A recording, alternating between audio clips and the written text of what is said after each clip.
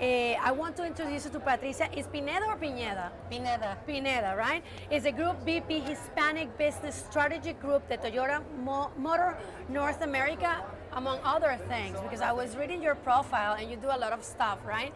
And we were talking, before the camera was on about health and women and the topics that we like.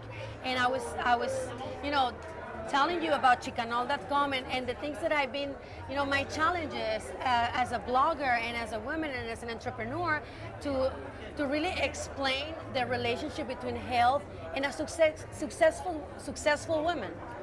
Well, before the interview started, I was saying that Latina entrepreneurs are really leading in terms of innovation and successful companies. And one of the things that I think is important for our Latinas is to keep in mind the importance of maintaining a balance between our work and our health, which to me means we have to exercise, we have to eat healthy foods. And why is this important? I'm somebody who's been doing this now for 30 years, and I travel a tremendous amount, and I've had the good fortune of great health.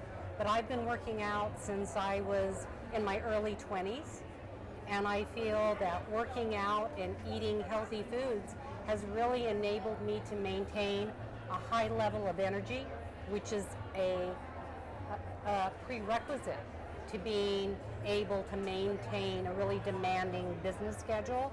I also feel that it contributes to clarity of mind and being sharp on the job. And so I think particularly for our young Latinas who, are enjoying great health now, think about where you're going to be 20, 30 years from now. And are you doing everything to make sure that you'll have that staying power? And then I would also say to my fellow Latinas, hey, we're mothers, and we have to set the example for our children. As we all know, our community is really challenged around obesity, and our children are challenged around many of the diseases which sadly, historically only affected older people. Now we see and Hispanics. Now we are the group that is with diabetes and blood pressure issues, and so it's a responsibility to ourselves as women who are living very challenging and demanding lives, and it's a responsibility to our families and our children. You are a mother of 3, right? I am. How did you do it? How did you balance to be the woman that you are right now? I was reading your profile and your story when you started, as I said before, women were not that accepted, emotionally. How was that for you? How did you manage, that stress? Well, I was definitely, I started my career at a time where I was the first in many situations because there weren't a lot of women. But I grew up very committed to having a career, and I had a very supportive husband and continue to have a very supportive husband. Good.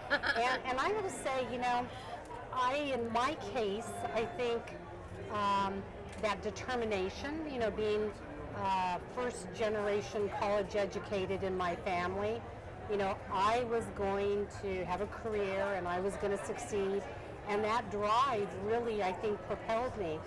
But I have to also say that, in my case, having a family, I think we can have it all. We just need to accept the fact that it's not always going to be perfect.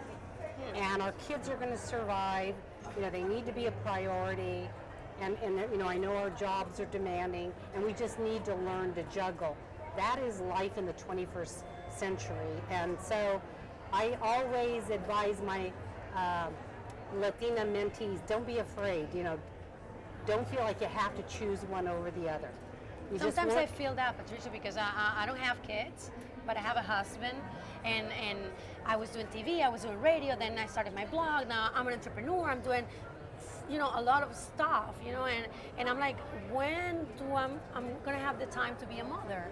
And I'm afraid that if I have a kid, the kid will, I want to be a good mother. You know, it's good to know that you are telling me that, because it's just like pressure and a little voice that I have inside of me all day, every day. And I encourage our Latinas, find a husband who's supportive. You know, raising children is not just the job of the mother. Yes. It's the job of the mother and the father. And, you know, my husband was changing diapers just as much, if not more, than I was. And, you know, one way to approach it, I spent the first decade of my career focused on my career. I didn't have my children until later. And so I was more economically established. I was more established in my job, and I actually think it made it easier. I have to tell you, I have tremendous respect for all the Latina single mothers who Yes. are not in jobs that necessarily pay well or where they have a lot of say. And I have to tell you, I have so many friends who are incredibly successful, who were raised by single moms, and so if they can do it, we can all do it. Yeah. And what do you do for fun when Well, you're not working? Well, I love to work out. Really? It is a Yoga, or more like active workout? I box. No way. That's Oh, recent, okay. recent interest. And I have a trainer, and she challenges me, and I do yoga. I love yoga, as a matter of fact. And I'm real, you know, I have a spiritual life, and that's very important to me. I love to travel, and I love to read. You're more like a spiritual drive type of. I am, and of course my family Yes. is very important. So That's another religion. yes, yes, a lot of my time is spent with my family. If you to finish this interview, if you could give us like 3 steps that we need to accomplish if we want to be successful as an entrepreneur. I think that, you know, today we have to really think about being innovative. And I think we have to just be really alert to what's happening out there. You know, we're here at Hispanicize, and if you have a business, you have to somehow be connected to social media. As we communicate our business stories, we have to be in that space as well as traditional spaces. And I would say that we just really have to be committed to excellence. And I think that will really carry you through to success.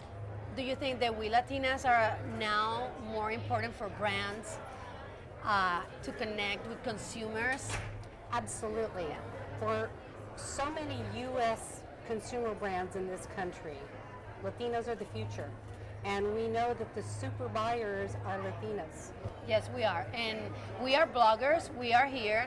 We are the one communicating with that audience, with you guys. Like, you know, who would think that I would be with you just right here on an event when before the digital revolution, we didn't even have the time to send a tweet.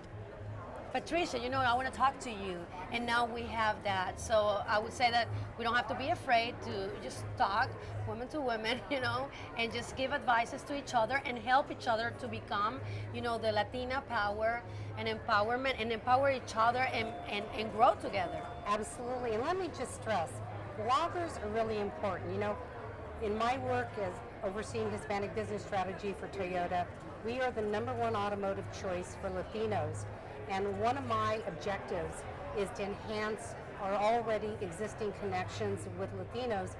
And I'm getting to know as many bloggers as I can, because they help me make those connections. Yes. And communicate with our Latino market. I would say the next Toyota thing is I'm here for you and you're here for me.